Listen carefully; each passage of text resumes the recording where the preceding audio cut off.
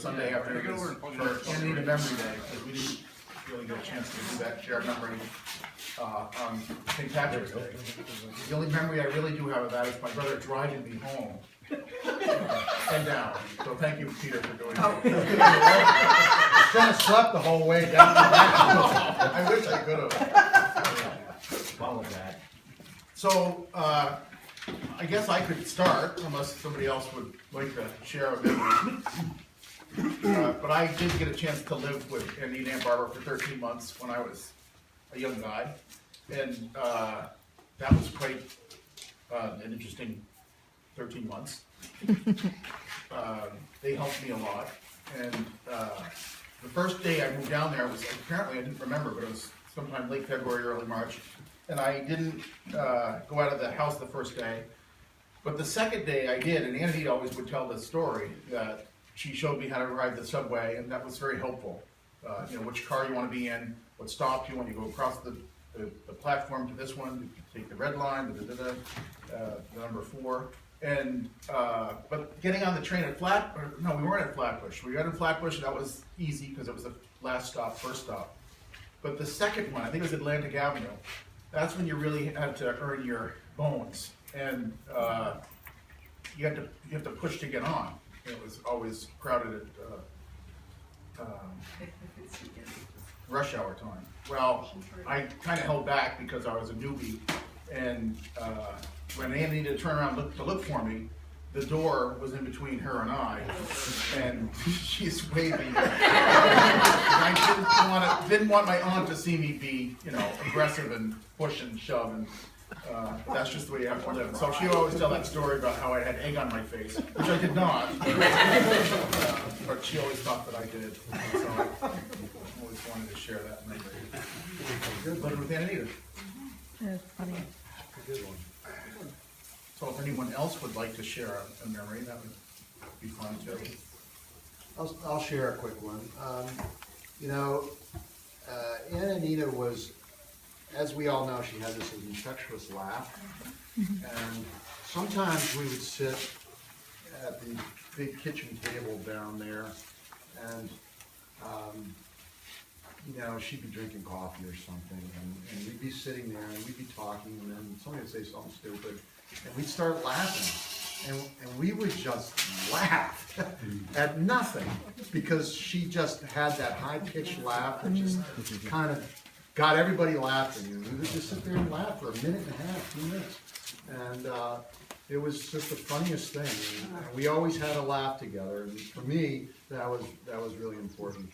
The other thing that Anita did is that when Dad passed away and Mom was a little struggling, and Stephen and myself and John were still there, you know, she supported Mom in a lot of ways, and she supported as much as she could us.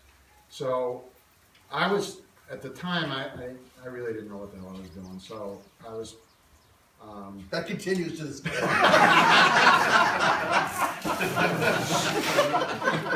Sorry,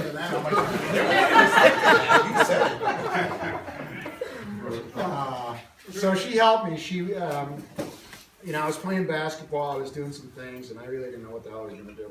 And she cut some articles out, she sent them to coaches. Nothing ever really came about it, but the effort that she put into that, for me, was really special. You know, it all worked out in the long run, and you know, she was just a really kind person. I don't think I ever knew that story. That's it for me. Well, my fondest memory of Anita, and it includes Dory, I don't know how much of that you remember, but when Dory and I were about Caitlin's age, I think, probably 8 or 9 or 10, we would go to Brooklyn, catch a ride probably with somebody that we didn't even know. I don't remember how we got back and forth. Dad would take us down, and maybe the staff would bring us back, but we would spend probably 2 weeks at a time down there. And I remember at the end of the day, we always had to take a bath and put on a dress, and then we would stand at the end of the driveway waiting for Anita and Aunt Barbara to come home from work. No, actually not Aunt Barbara. Well, yeah, I guess it was Aunt Barbara and Anita. And then we would sit down and have a formal dinner every single night. And when it was time to go to bed, Aunt Barbara would sit on my bed, and Anita would sit on Dory's bed, and they would sing us Que Sera, Sera, and a lot of songs to put us to sleep. And so to this day, I sing like grandchildren, Que Sera, Sera, right? So that's where that came from.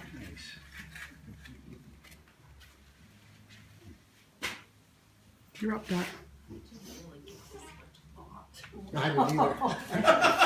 Thanks a lot, Never Steve. been down, For the heads up. down in Anita's. This was really with Marky, but we were in the backyard. I know which one. Not supposed to go out front for some reason, probably we would get kidnapped or something.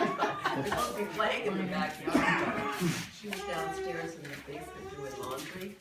I don't know whatever possessed us to go out front, but we walked right by her. We Yeah. did get in trouble. Yeah, I think Anita was gonna take us somewhere that night. We didn't go. How old are you? Oh, 10? 9 or 10, probably. Yeah. But you know, where the sink, down in the basement, where the wash machine was, she was standing in front of that, and there was a window, ground level, and she saw Dora and I walking down the alley, and yeah, she was not very happy. Oh, I think she met us out there.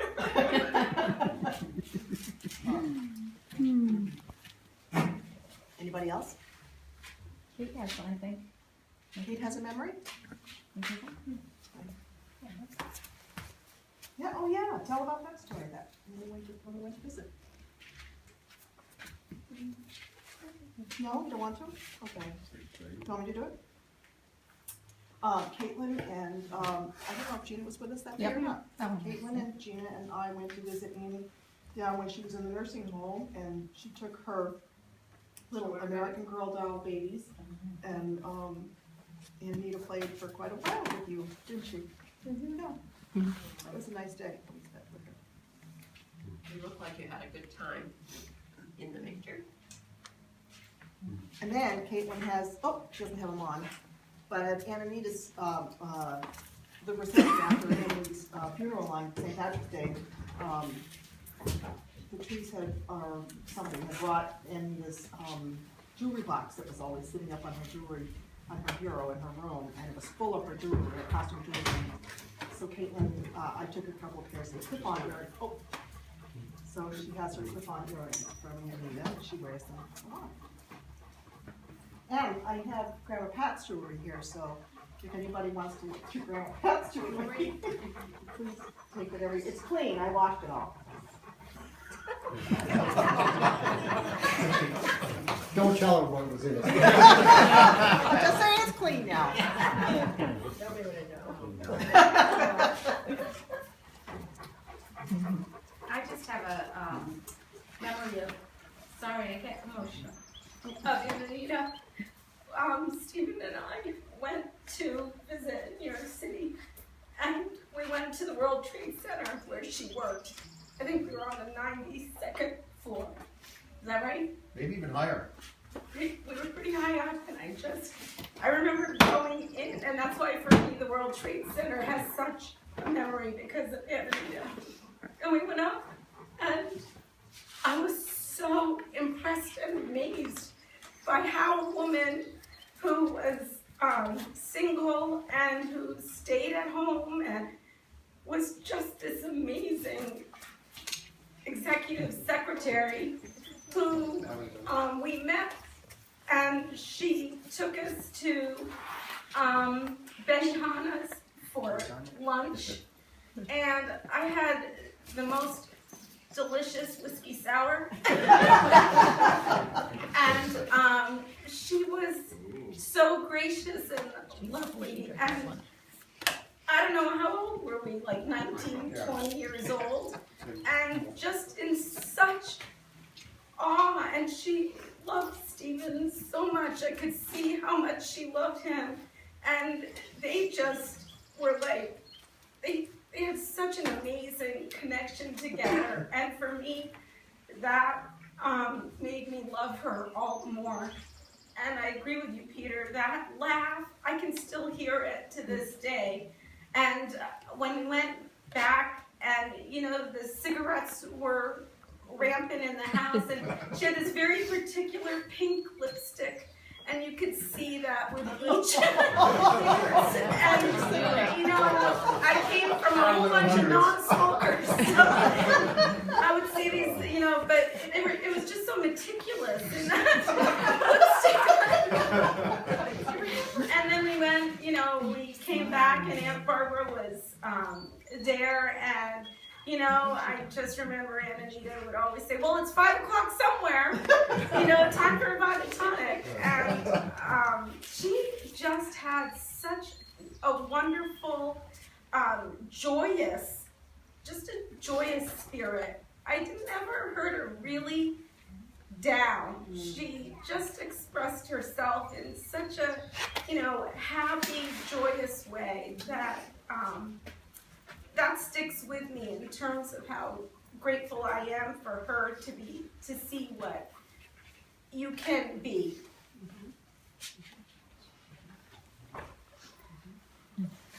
Well said.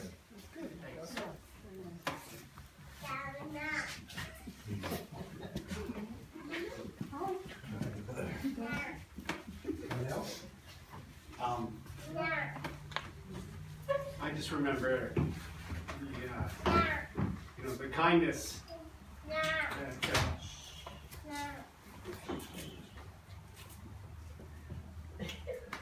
It's Lakshmi's fault. Yeah, she started. I remember him driving up in that big yellow car. The Fairlane 500. Was it?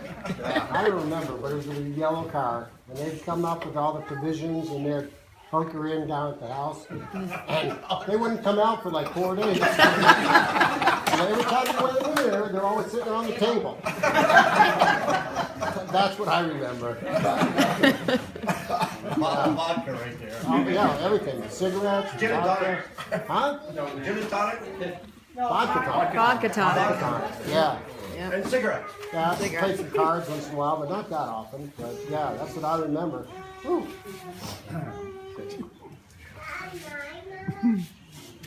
I remember when I turned 18 and we were living in Newfane, and Aunt Anita was there, and it was May 12th, the day after my birthday, and Bart Clark had said, "Hey, you want to move in with me at the West Townsend store?" And I said, "Yeah." So I started packing all my stuff up, and Aunt Anita was there, and she said, "Where are you going?" And I said, "I'm moving. I'm going to go live and see the world."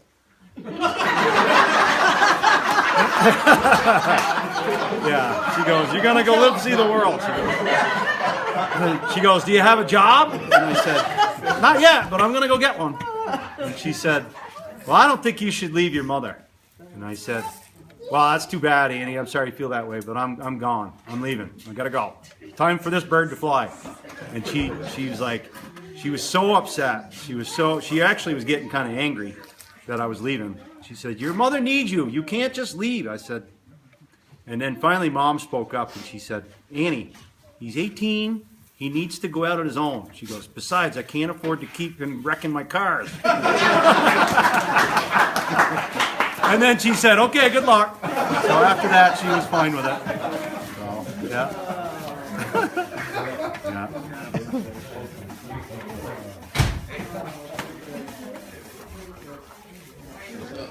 Isaac, you want me to film you?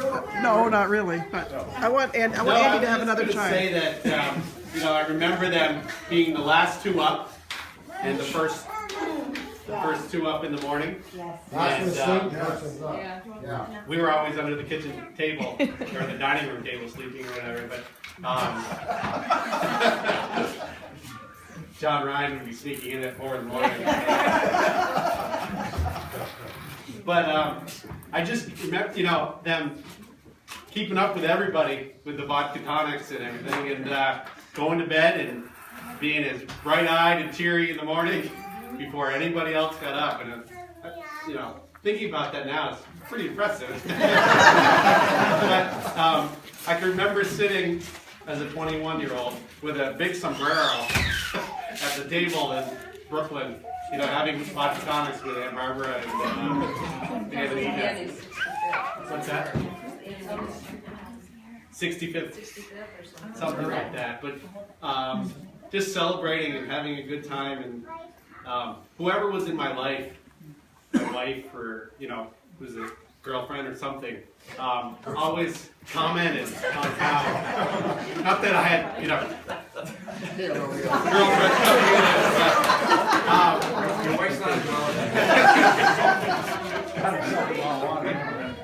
Marie commented on how wonderful Anita was. And, everybody always commented on how wonderful Anita was, or Aunt Barbara.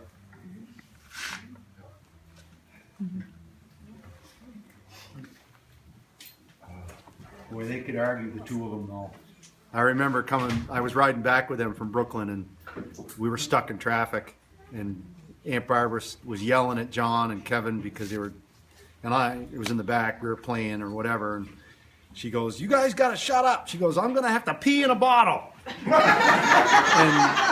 Anita said, how are you gonna do that? And she goes, "You watch me, it's either that, I'm not sitting in my own pee all the way up to Vermont." Oh my God. She goes, "You boys cover your eyes." Duck down in the back. And Barbara, oh God. And then they're laughing afterwards about it. How much they laughed about it. God, pretty fun stuff.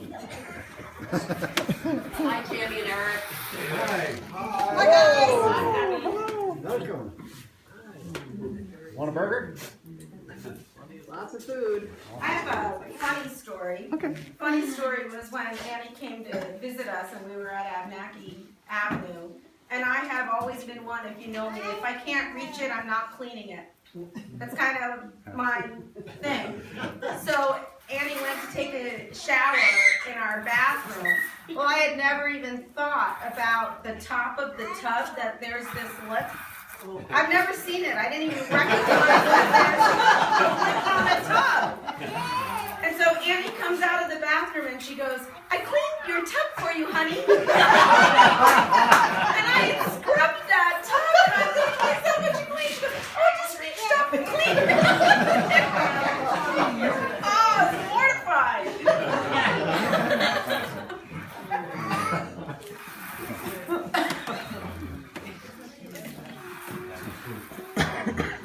Anybody else?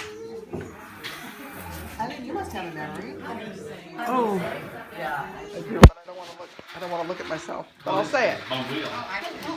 No, I don't want to be in it. Oh, come on. I can still have. I'm the oldest grandchild, the oldest niece. So I just want to share that when I was born in 1951, Anita was 11 years old. And so she took great pride in walking me around the block, 31st Street to 31st Street to 30th Street, up Avenue L and then back to the house, and pretending that she was my mom.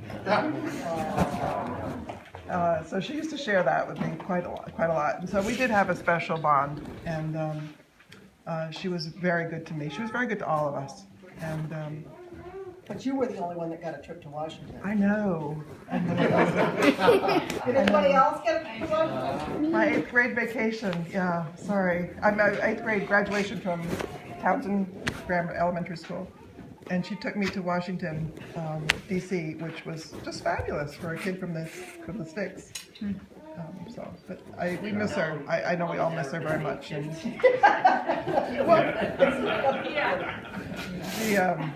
I think we all wish that she could have had an easier end to her life than she had, because she deserved better. Well, I think she would appreciate us all being here today, for sure. Well, she'd be in the center having a laugh circle. Yeah. But anyway, she was a good person, and she did a lot for people.